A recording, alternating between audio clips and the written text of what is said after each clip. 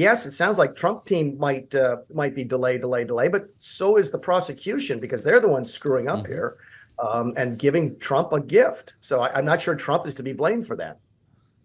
Well, who would have thought SDNY would send a gift with a bow on it like that to Donald Trump? But here we are.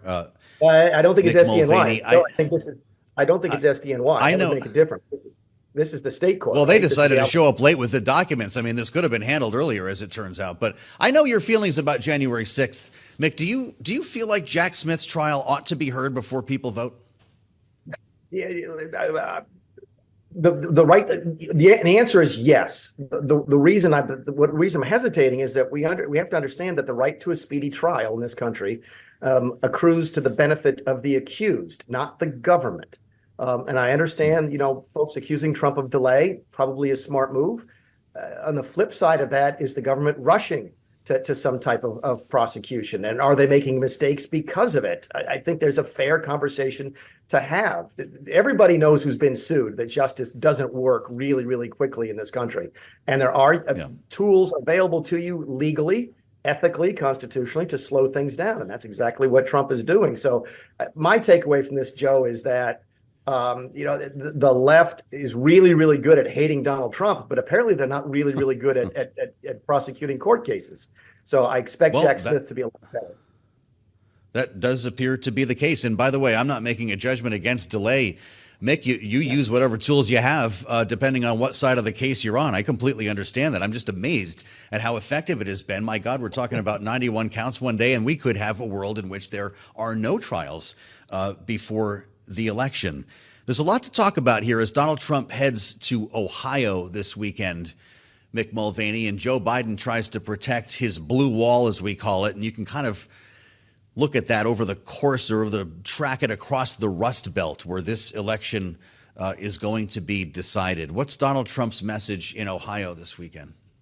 Oh, I think it's the same as anywhere else. On the economy, are you better off than you were when I was president? That's a fairly easy message to take.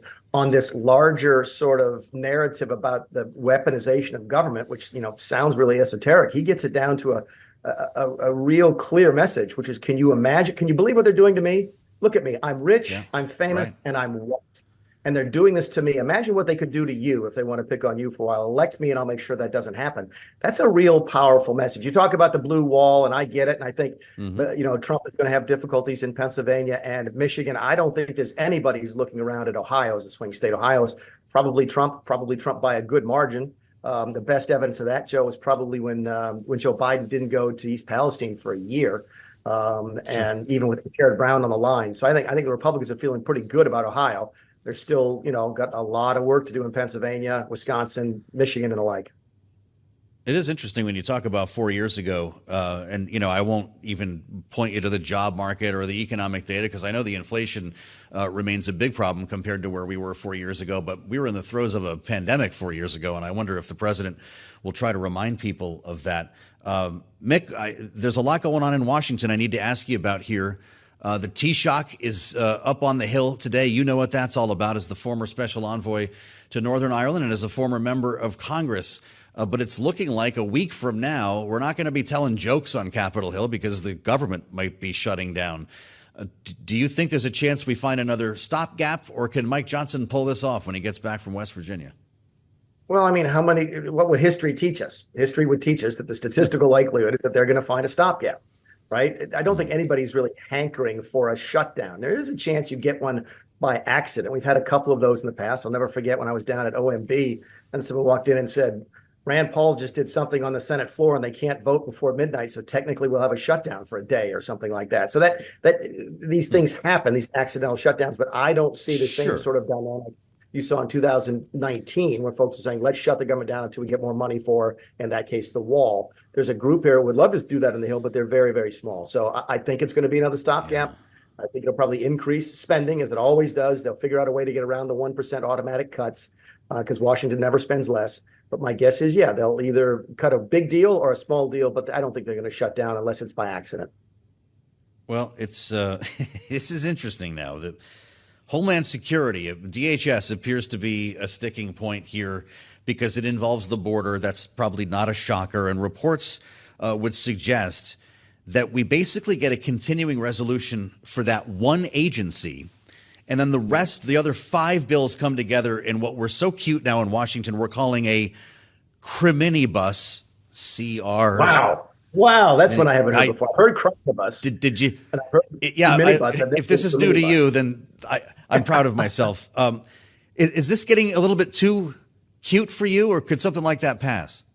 Yeah, but I'm a budget geek. Of course it could pass. The people don't care. Voters don't care. There's a very small percentage of voters on the right wing who care a lot about spending, and most voters really, really don't care, and they don't follow this. I will go to my grave believing that shutdowns don't have any impact whatsoever in politics. People just don't care about them. Can this pass? Sure, it can pass. Just about anything can pass when you're spending money in Washington. Question is, will it on time? I think there's a will to do that, but the place is so dysfunctional. Again, they may accidentally slip past the deadline, as they almost did last week, and will do again in the future.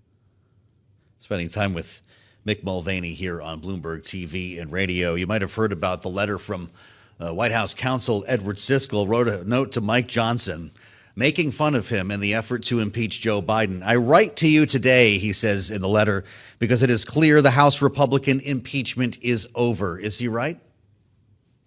No, I mean, keep in mind the way the first Trump impeachment worked. The second one was different because that was January 6th. It was very quick.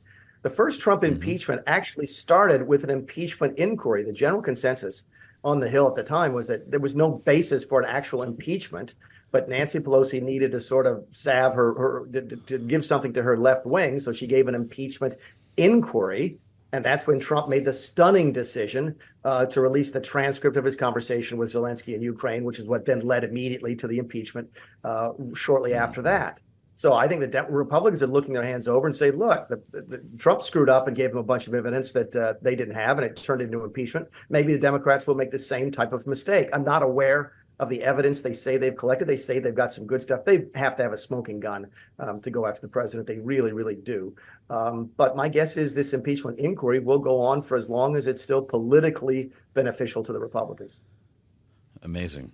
I've only got a minute left, Mick. You heard what the chair of the NRCC is talking about. Richard Hudson says Republicans are not going to lose the House in November. They're actually going to grow the majority.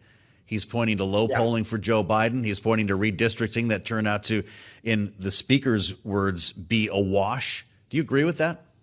It's fascinating. I'm skeptical because I understand the general sort of direction that Washington is going. I understand the seats that are at risk and the Biden seats versus. I get all that, but there's some data out there that might support what Richard is saying, what Hudson is saying. The Republicans are up by more than 10 points the last time I checked on a generic ballot. They were up by 6 in 2010.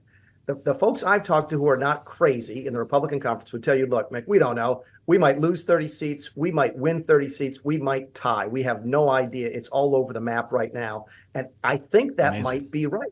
Hudson's not necessarily wrong.